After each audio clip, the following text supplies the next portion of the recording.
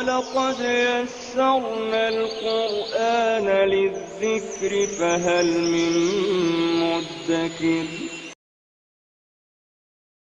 نحمده ونصلي على رسوله الكريم أما بعد فأعوذ بالله من الشيطان الرجيم بسم الله الرحمن الرحيم رب اشرح لي صدري ويسر لي أمري واحلل عقدة من لساني يفقه قولي 65 یا اے اہل الکتابی کتاب یا اہل الکتاب لما کیوں تحاجون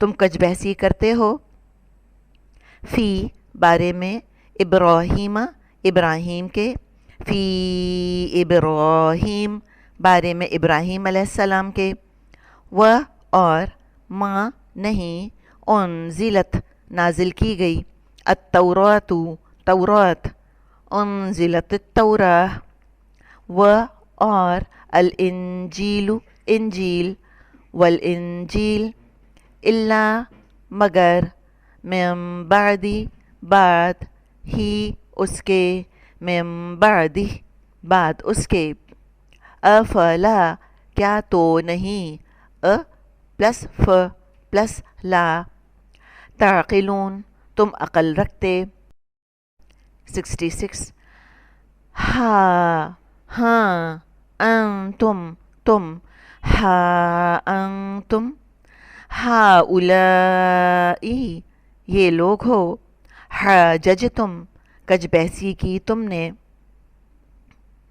فی میں ما جو فی ما اس میں جو یا فی ما اس میں لیے کم تمہارے لکم لیے تمہارے بھی ہی ساتھ اس کے بھی پلس ہی علم ہے ف تو لما کیوں فلما تو کیوں تحاجون تم کج بحثی کرتے ہو فی میں ما جو فی ما اس میں جو لیسا نہیں لکم لیے تمہارے ل پلس کم بی ساتھ ہی اس کے بھی ہی ساتھ اس کے علم و اور اللہ واللہ یعلم وہ جانتا ہے و اور انتم تم لا نہیں تعلمون تم جانتے تا ہو گیا فعل مضارع مخاطب کی علامت واو نون جمع کے لیے آ گیا مذکر جمع کے لیے آتا ہے عین لام میم بیچ میں مادہ آ گیا تو تعلمون کیا بنا فعل مضارع بنا مخاطب یعنی سیکنڈ پرسن مذکر اور جمع 67 ما نہیں کان تھا ابراہیم علیہ السلام یہودین یہودی و اور لا نہ نصرانی و اور لیکن کان وہ تھا حنیفاً یکسو مسلماً فرما بردار و اور ما نہیں کان وہ تھا من سے المشرکین مشرکوں من المشرکین مشرکوں میں سے صلی علی رسولہ الکریم اما بعد فاعوذ باللہ من الشیطان الرجیم بسم اللہ الرحمن الرحیم رب اشرح لی صدری ویسر لی امری واحلل عقدۃ من لسانی یفقہوا قولی رب یسر ولا تعسر وتمم بالخیر اللہم انی اسألک علما نافعا ورزقا طیبا وعملا متقبلا یا مقلب القلوب ثبت قلبی علی دینک آمین اللہم آمین۔ السلام علیکم ورحمۃ اللہ وبرکاتہ۔ اللہ سبحانہ و تعالیٰ کی توفیق اور اللہ تعالیٰ کی رحمت کے ساتھ ہم اپنے لیسن سورۃ آل عمران کی آیت نمبر 65، 66 اور 67 کو مختصر تفسیر اور اس نیت کے ساتھ دیکھیں گے کہ اللہ سبحانہ و تعالیٰ اسے ہمارے لیے پڑھنا، اس پر عمل کرنا اور عمل کے ساتھ اسے دوسروں تک پہنچانا آسان کر دیں۔ اللہ تعالیٰ سے نیک نیتی کے ساتھ دعائیں کرتے ہوئے اپنے لیسن کا آغاز کرتے ہیں۔ اللہ تعالیٰ فرما رہے ہیں آیت نمبر 65 میں، بسم اللہ الرحمن الرحیم، یا اہل الکتاب، اے اہل کتاب، ابراہیم علیہ السلام کے معاملے میں کیوں جھگڑتے ہو، حالانکہ تورات اور انجیل تو اس کے بعد اتری ہیں، کیا تم یہ نہیں سمجھتے؟ افلا تعقلون۔ یہاں پر دیکھیں کہ تبلیغ کے ہم نے کہا تھا کہ ہم تبلیغ کے بارے میں بہت سے پوائنٹس ایسے ہوں گے جو کہ ہم اپنے آنے والے لیسنز میں دیکھیں گے۔ تو یہاں پر دیکھیں سب سے پہلے کیا ہے کہ پہلے کامن گراؤنڈز پر بات کریں، پہلے برائیاں نہیں کرنی، ہم نے اختلاف پر بات نہیں کرنی، پہلے کیا کرنا ہے کہ اچھی باتیں کرنی ہے، دین کی تبلیغ پر بات کریں تو ہمیشہ وہ بات کریں جو ایک جیسی ہے، آپس میں ملتی جلتی ہے، کامن ہے۔ پھر وہاں سے کوئی پوائنٹ لینا شروع کر دیں، غور و فکر شروع کر دیں، تدبر شروع کر دیں۔ جب آپ اچھی سوچ کے ساتھ بات کرتے ہیں تو فائدے کی بات ہونے لگتی ہے۔ وہ کیسے؟ ہمیں اس کے لیے سیرت سے بہت مدد ملتی ہے۔ وہ کس طرح سے کہ اللہ کے نبی صلی اللہ علیہ وآلہ وسلم ہمیشہ ایک جیسی بات، سملیرٹی پر تبلیغ شروع کرتے تھے۔ اللہ نے ہر نبی کے لیے اسلام کا نام منتخب کیا تھا۔ اللہ نے ہر گروہ کے لیے مسلمان کہہ کر مسلمانوں کو پکارا تھا۔ بعد میں لوگ یہود، نصارہ اور پھر اس کے بعد حنفی، شافی کے نام بنا لیتے ہیں۔ تو یہ ہمارے لیے بہت عمل کے نقطے ہیں یہاں پر سمجھنے کے لیے۔ آگے آیت نمبر 66 میں اللہ تعالیٰ فرماتے ہیں، ہاں تم وہ لوگ ہو جس چیز کا علم تمہیں تھا اس میں تو جھگڑے، بس اس چیز میں کیوں جھگڑتے ہو جس چیز کا علم تمہیں نہیں، اور اللہ جانتا ہے اور تم نہیں جانتے۔ یہاں پر دیکھیں کہ یہود کیا کہتے تھے کہ حضرت ابراہیم علیہ السلام یہود تھے، اور عیسائی کیا کہتے تھے کہ حضرت ابراہیم علیہ السلام عیسائی تھے، اور مشرکین مکہ کیا کہتے تھے کہ وہ ابراہیم علیہ السلام کی پیروی کر رہے ہیں۔ مکہ والے کہتے تھے کہ اسماعیل علیہ السلام نے ہمارے لیے خانہ کعبہ بنایا تھا۔ یہاں پر ایک چیز دیکھیں کہ تینوں میں ایک چیز کامن تھی، وہ کیا کہ مسلمان بھی، اور ہم میں بھی یہ ہے کہ مسلمان بھی، ہم بھی اپنا جو تعلق ہے وہ حضرت ابراہیم علیہ السلام کے ساتھ جو ہے وہ فخر سے محسوس کرتے ہیں۔ ہر نماز میں ہم درود شریف پڑھ کر ان پر درود اور سلام بھی بھیجتے ہیں۔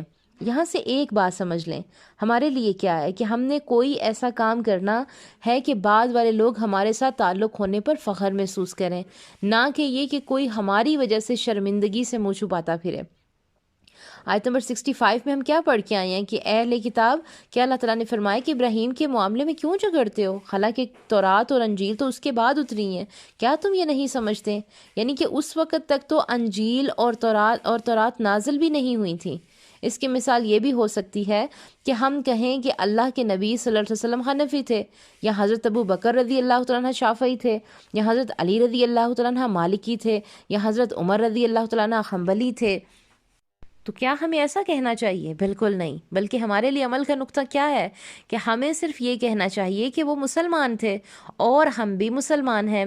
جس بات میں ہم جھگڑتے ہیں وہ ہمیں معلوم بھی نہیں ہوتی، جانے بغیر ہم فتوے دینا شروع کر دیتے ہیں، کبھی تراویح پر بحث شروع کر دیتے ہیں، کبھی سورہ فاتحہ اونچی آواز سے پڑھنی ہے یا خاموشی سے اس پہ بحث شروع کر دیتے ہیں، جبکہ اس کے لیے ہمیں علم چاہیے، ہمیں چاہیے ہم علم حاصل کریں، ہم صراط المستقیم کے راستے پر چلنے کی کوششیں کریں، اور صراط المستقیم کا راستہ ہدایت کا راستہ ہے، جس میں بحث نہیں ہے، جس میں انسان کو بہت صبر چاہیے۔ پھر ان تمام دونوں آیات کا جواب اللہ تعالیٰ آگے دے رہے ہیں کہ ما کانا ابراہیم نہ یہودی تھے اور نہ نصرانی، لیکن سیدھے راستے والے مسلمان تھے اور مشرکوں میں سے نہیں تھے۔ کتنا کلیئرلی اللہ سبحانہ و تعالیٰ نے بتا دیا ہے کہ حضرت ابراہیم علیہ السلام ایک اللہ کی عبادت کرنے والے مسلمان تھے۔